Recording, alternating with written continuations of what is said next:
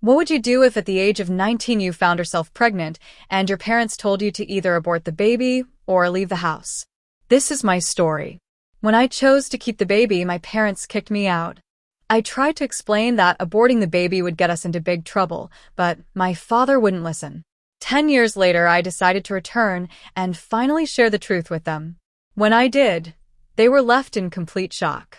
Let's dive into this emotional journey. Growing up, our house felt more like a military camp than a home. My father, a college teacher, ran everything with strict rules and high expectations. My older sister Rose was the perfect child, obedient, always focused on school, and constantly striving to make everyone happy. I was the complete opposite, always pushing boundaries and testing limits. Lily, sit up straight. My father would snap during dinner. A lady doesn't slouch. I'd roll my eyes, sit up as he demanded, and then slouch again the moment his attention shifted. It was a never-ending power struggle. My mother didn't speak much, but her silence spoke volumes. She had her own way of enforcing the rules with disapproving glances at my clothes or the friends I chose. "What will the neighbors think?" she'd always ask. Even though home felt stifling, I found small ways to carve out my own space. At 17, I started dating Peter, a 20-year-old college student, everything my parents would disapprove of. We kept our relationship secret, meeting whenever we could. For a while, it felt like I was finally gaining some control over my life. I even had plans to go to college to escape my parents' rigid grasp. But life, it seemed, had other plans. A few months after my 19th birthday, I began feeling sick every morning. At first, I brushed it off as stress from studying for my upcoming exams, but soon the symptoms became impossible to ignore. I still remember standing in the small, dingy gas station bathroom, holding a plastic pregnancy test in my trembling hands. One pink line appeared, positive. I was pregnant. The next few days were a blur. I couldn't stop thinking about what to do.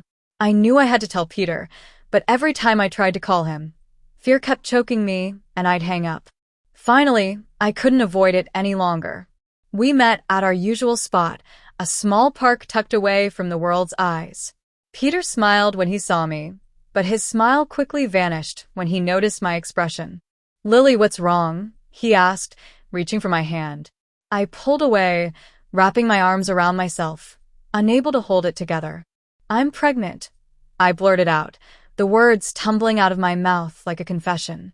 The silence that followed hung heavy in the air. Peter's face cycled through emotions, shock, disbelief, and finally fear. "Are you sure?" he asked, his voice trembling slightly. I nodded, tears welling up in my eyes. I took 6 tests, and they were all positive. Peter ran his hands through his hair, his eyes turning cold, distant. "You need to get rid of it," he said, his words flat, almost casual. "An abortion, Lily. It's the only option. We're too young for this. It'll ruin our lives." I couldn't believe what I was hearing.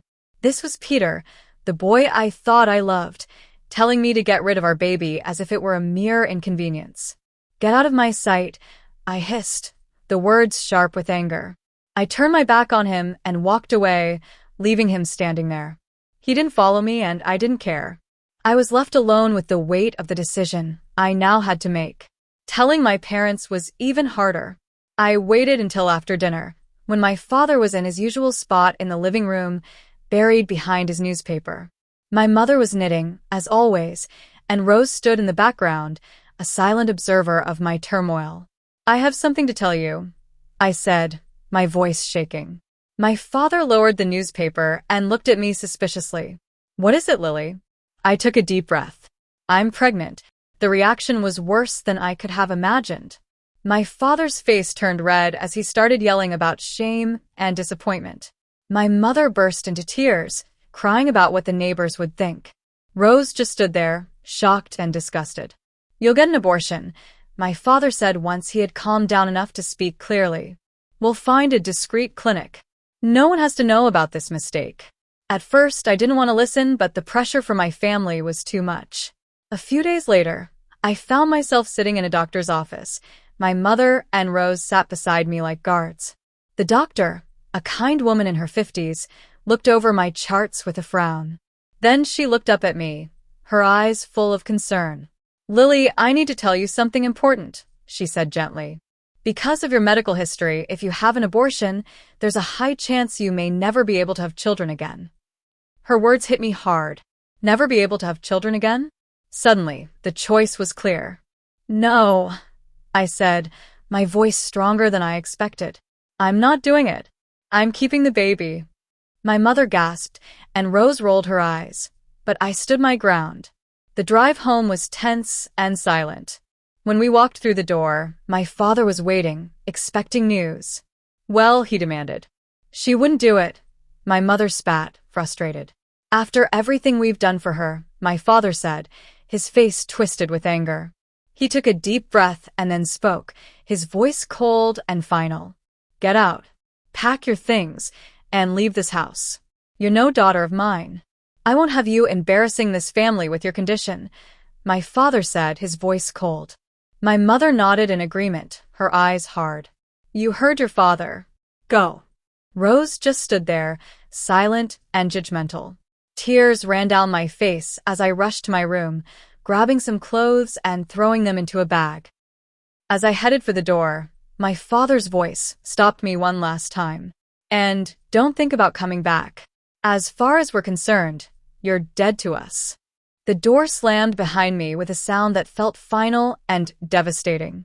I was alone, pregnant, and homeless. In desperation, I called the only person I thought might help, my Aunt Kelly. She and Uncle Scott had always been the outcasts of a family, living in another state and rarely talking to my parents. "Lily, what's wrong, sweetie?" Aunt Kelly's voice was warm and concerned. Through tears, I explained everything. There was a long pause after I finished. "Where are you now?" she finally asked. "Outside our house. They kicked me out." Another pause. "Stay right there. We're coming to get you." The drive to Aunt Kelly and Uncle Scott's house was long, but it gave me time to think about everything that had happened. Their house was small but cozy. As soon as we arrived, Aunt Kelly fussed over me, making sure I ate something while Uncle Scott carried my bag to the spare room, which would now be mine.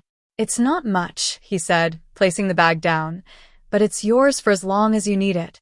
I looked around the small, warm room and felt a lump in my throat. "It's perfect," I whispered. The next few weeks were a blur of doctor's appointments, talking about my future and getting used to my new life. One evening at dinner, Aunt Kelly spoke up. "We've been thinking," she said. "We want to help you continue your education."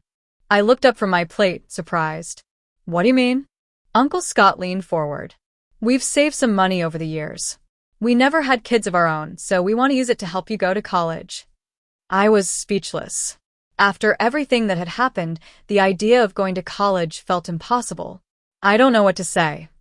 "Say yes," Aunt Kelly smiled. "We believe in you, Lily. This baby maybe doesn't mean the end of your dreams." With their support, I enrolled in a local community college, majoring in business management. It wasn't easy juggling classes, doctor's appointments, and the challenges of pregnancy, but I was determined to make it work. I also found a job as a waitress at a local restaurant. The owner, Evelyn, was a kind woman who understood my situation and was flexible with my hours. It wasn't much, but it helped me save for the baby and contribute to Aunt Kelly and Uncle Scott's household. The day my son was born was the most terrifying and beautiful day of my life. After hours of labor, I held him in my arms, amazed by his tiny fingers and toes. Aunt Kelly and Uncle Scott stood nearby, smiling proudly like grandparents. "What are you going to name him?" Aunt Kelly asked softly. I looked down at my son, peacefully asleep in my arms.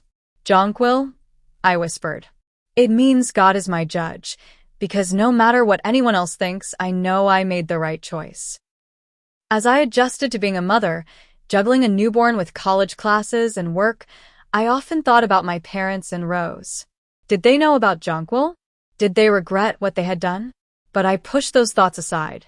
I had a new family now, one that accepted and loved me unconditionally. One day, during a rare break, I was scrolling through social media when a post caught my attention. It was from Rose. My heart skipped a beat as I read it, excited to announce that Peter and I are engaged. Can't wait to start our life together." The photo showed Rose smiling, her arm around Peter, the same Peter who had abandoned me and our child. They looked so happy, as if nothing had ever happened. A wave of emotions hit me: anger, hurt, betrayal. But then I looked over at Jonquil, peacefully playing in his crib, and I realized something important. I didn't need their approval. I didn't need their love. Everything I needed was right here. The years flew by in a blur of diapers, textbooks, and late-night study sessions. My last semester was especially tough. I was taking extra classes to graduate on time, still working at the restaurant, and taking care of an energetic 5-year-old. Graduation day was filled with emotions. As I stood in line to receive my diploma, I looked into the crowd and saw Aunt Kelly and Uncle Scott beaming with pride. Jonquil sat on Uncle Scott's shoulders, waving excitedly whenever he caught my eye. The real surprise came later. At the graduation party Aunt Kelly and Uncle Scott threw for me.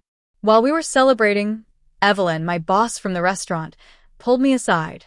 "Lily, I have an offer for you," she said with a smile.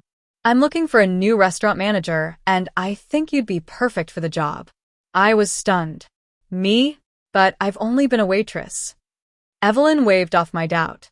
"You've been so much more than that.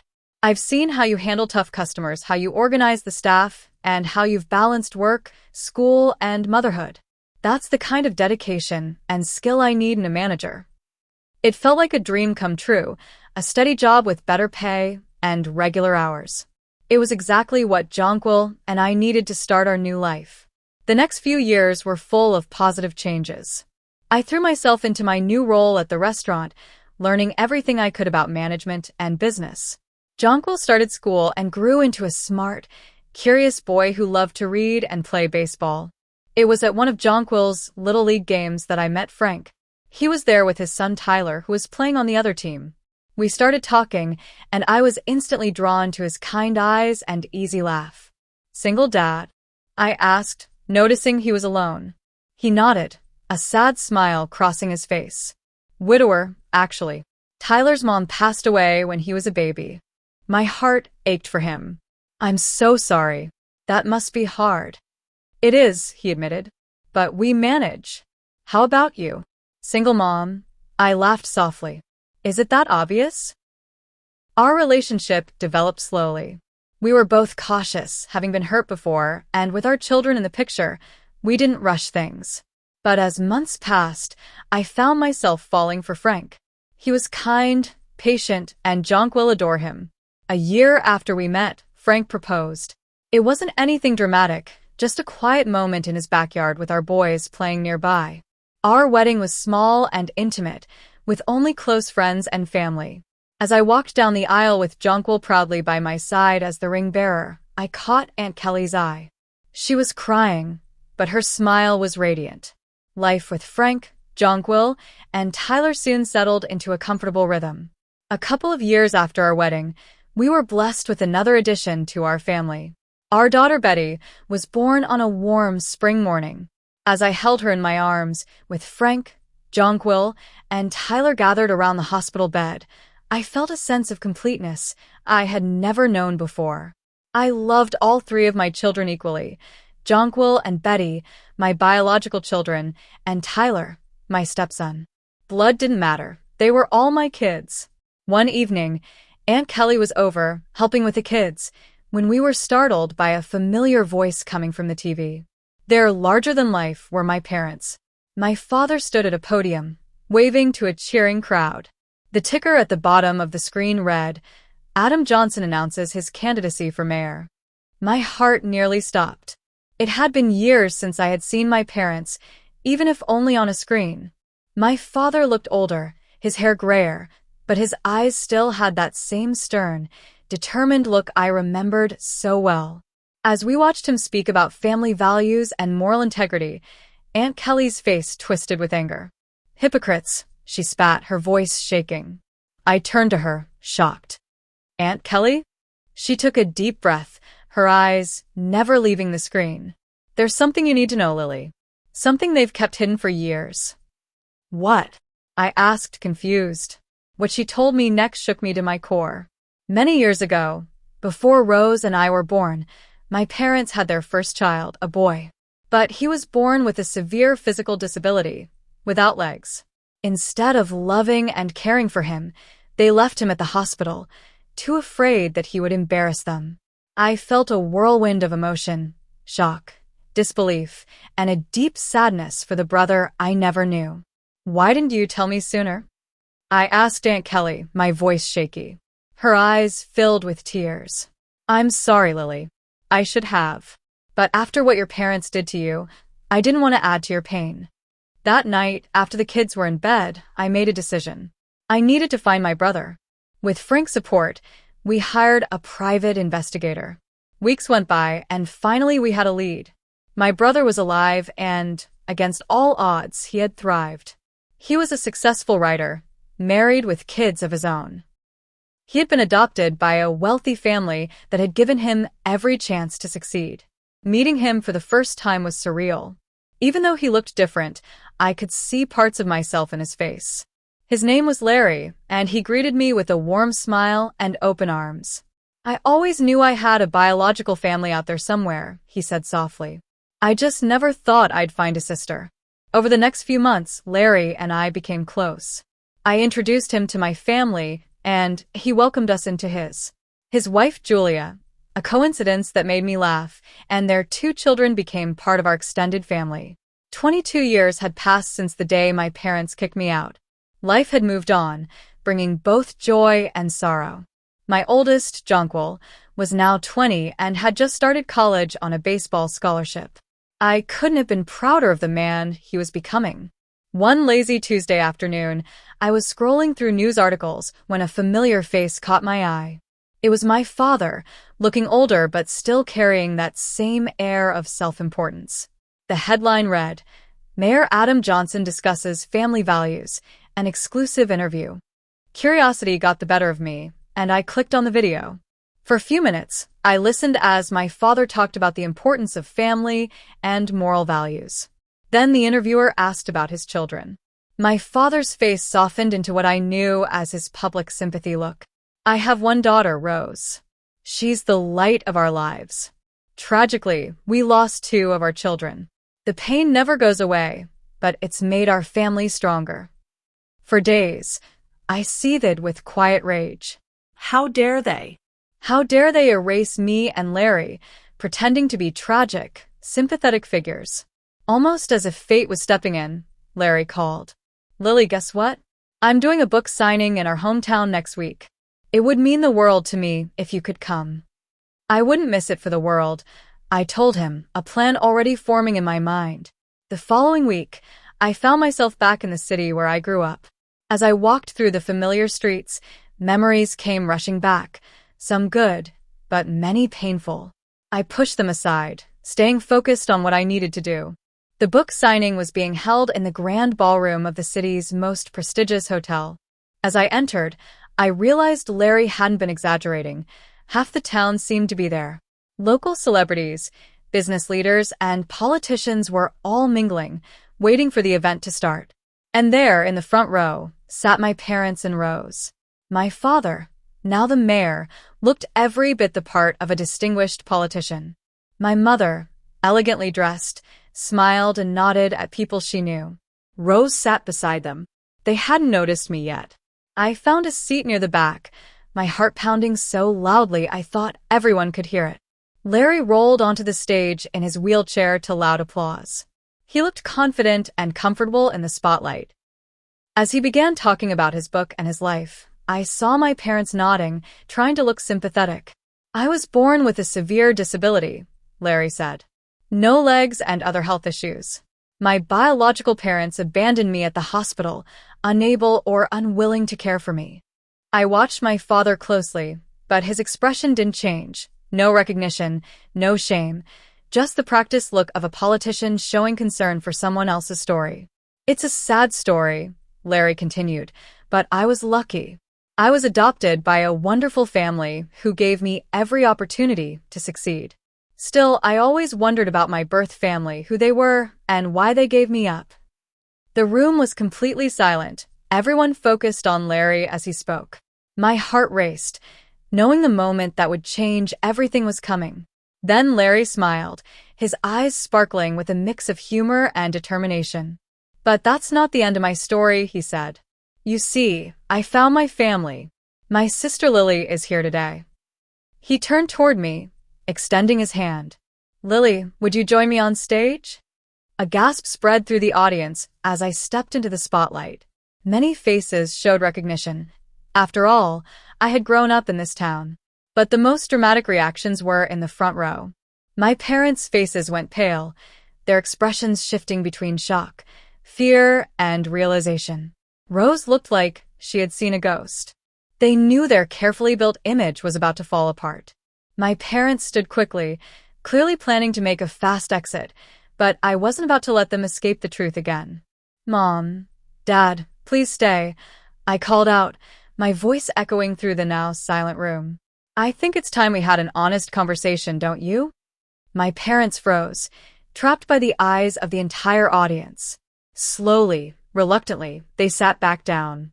I took a deep breath. "Many of you knew me growing up. You knew my family.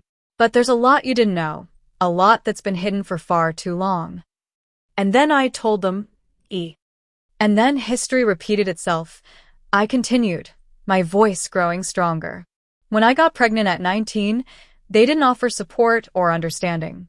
They demanded I have an abortion, even though doctors warned it could leave me infertile.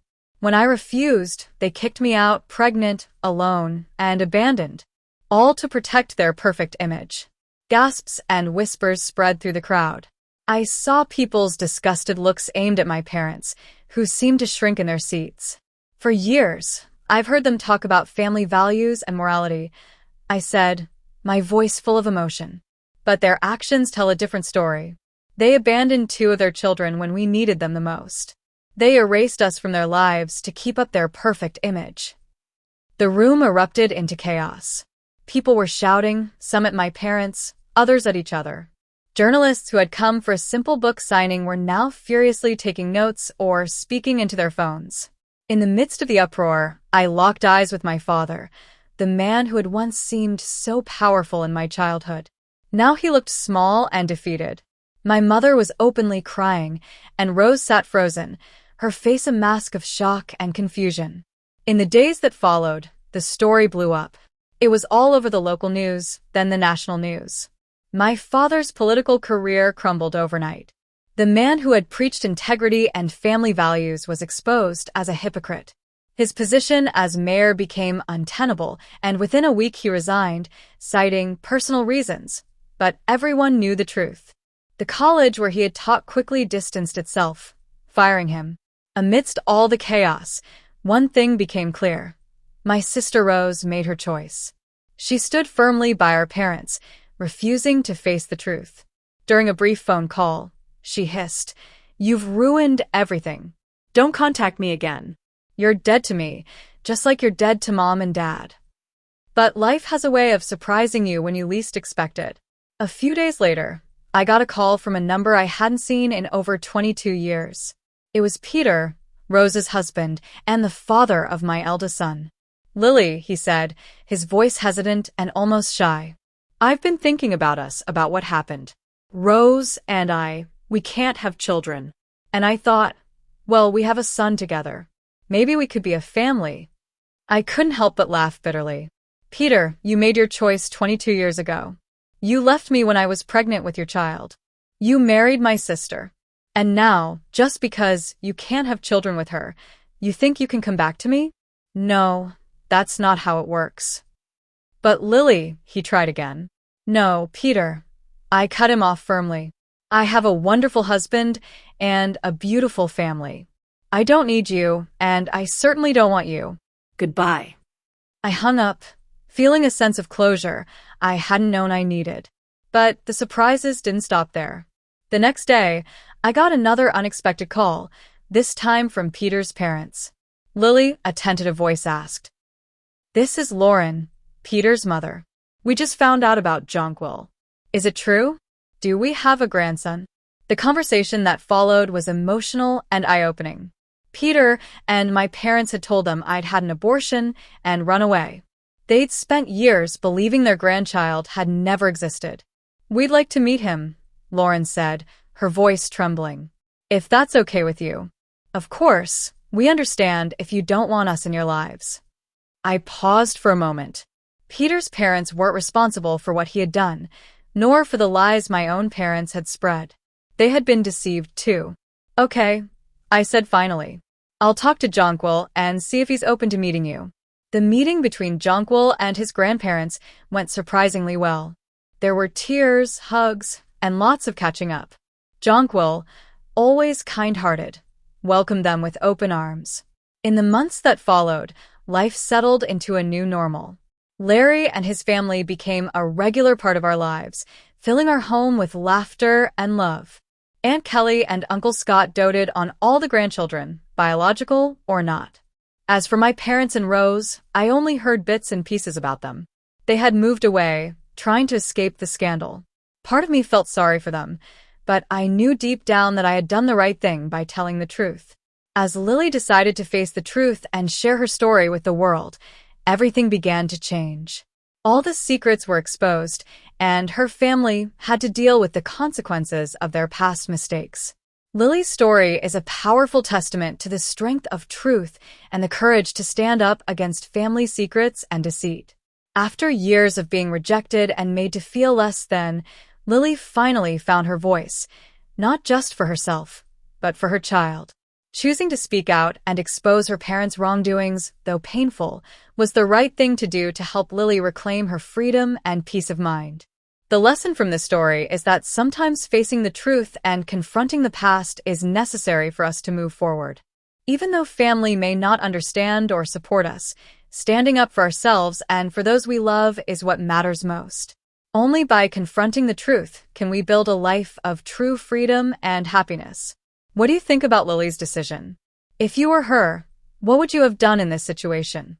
Share your thoughts in the comments below, and don't forget to like and subscribe to keep following these inspiring stories.